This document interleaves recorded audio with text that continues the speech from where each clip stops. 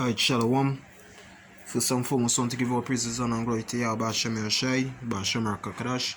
The one and stay, as the apostles of greatness soon surely do rule well. Teach and every one of the Akim that push this word out there in sincerity and truth.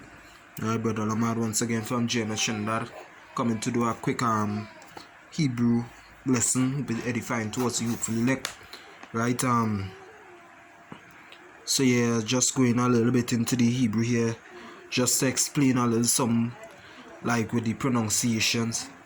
Right, hope that I get all the points intact. Right, no reason why I'm doing this class is just coming up to a car from my brother there, right, and end up into a conversation in a taxi, and what's going on. So I was speaking to a lady in the back about the name of the Lord, right? So one of the key factors that you have to go into when you're breaking down the name of the Lord is the ancient Hebrew language, right? Because the Lord, when the angel Gabriel gave the name to Mary, right, the people in the land, they were speaking strictly Hebrew. When the Lord spoke to the apostle Paul, right, which was Saul at the point in time in the book of Acts 26:14, he spoke to the apostle Paul in the Hebrew tongue from the heavens, right? And for those of us who in the know, we know that the Hebrew language is the heavenly language. All right, so this is a book here they get from a camp leader. All right, so the characters here, they say here this is the pure Hebrew. It's also known as the Paleo Hebrew, right? So you're doing any research, whatever the case is. Now, Paleo Hebrew means Old Hebrew, right? There's also known as Phoenician or the hieroglyphic Hebrew, Canaanite Hebrew, right? Which is pictograph. Now, this is just a form. This is more linear, right? The more ancient Hebrew is more pictograph. So you see this first letter here would be like a cattle head.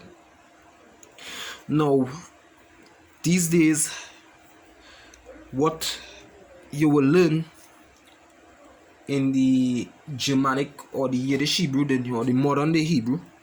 Now, the word modern, matter of fact, bear with me a second. I'm just gonna get something from one of my grandmother's old Bible, right?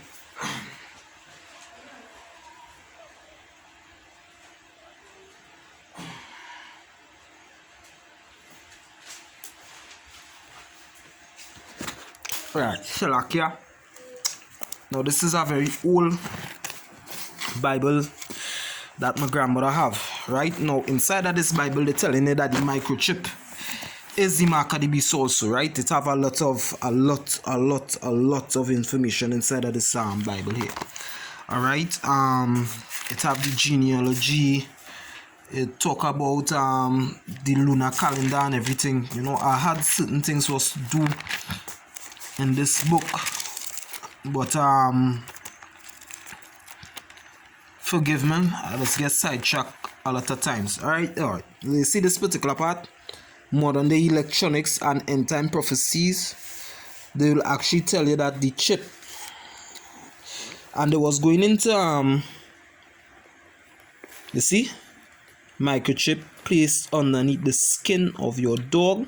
So it was talking about the microchip inside the skin of your dog and so forth and so forth. Look, they bring out the precept here. All of this fits the world scene of Revelation 13, 15, 18, quoted above, wherein in verse the image of the beast is given life and made to speak. Right, so they was talking about the chip, microscopical tiny identification implants. So probably at some other time I will go through this differently, right, talking about the three world wars that we do teach about, right? Whoa. Right, going back into the book, I guess anybody who really get this book really and truly, there's a treasure in their hand.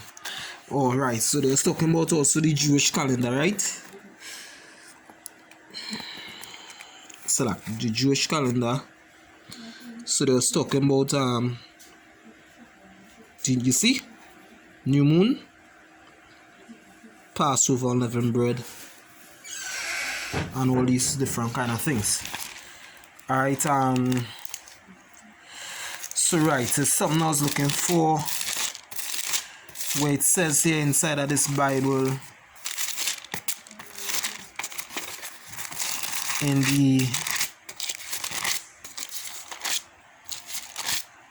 bear with me, it's Baba Kosha.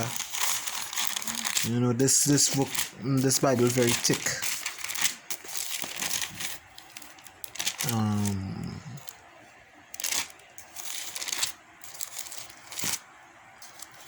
Right, this is the passage here, the book of Daniel prophecies.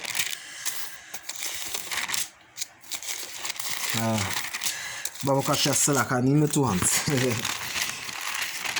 Bear with me.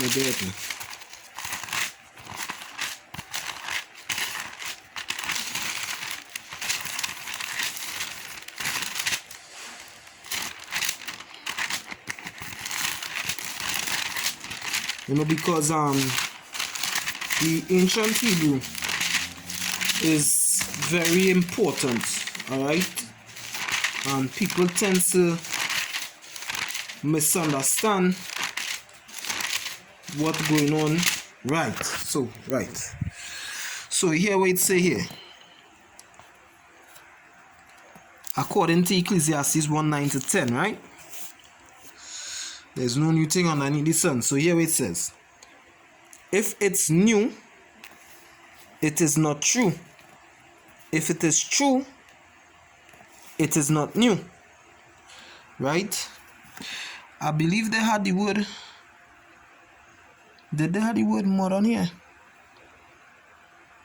Or was it some other part that I saw the word modern? Right, so there was even talking about the word modern. Or did I look it up? Right, so it's modern, right? So the word modern goes back to something that is new, right? Basically something that now came about. So if it's new, it is not true. If it is true, it is not new. Alright? So this is an older form of the ancient Hebrew. Right? This is the modern Hebrew that they use in the land of Israel today. Right?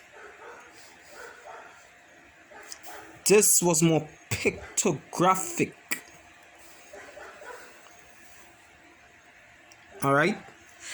Which means each one of these things would represent something. So this here, A, would represent an ox head. Right? Ba, right, would represent a house or a tent. So the guy, what he was telling me, he was talking about Aleph or Olof, or whatever the case is. Now, when you go back to the more older version of Hebrew, no, it is not Aleph. In the ancient Hebrew script, there are no vowels. Right? The only 2 vowels that you could say that will actually exist there was this A. Right? Because what are the vowels? A, E, I, O, U. Right? So it have to say A.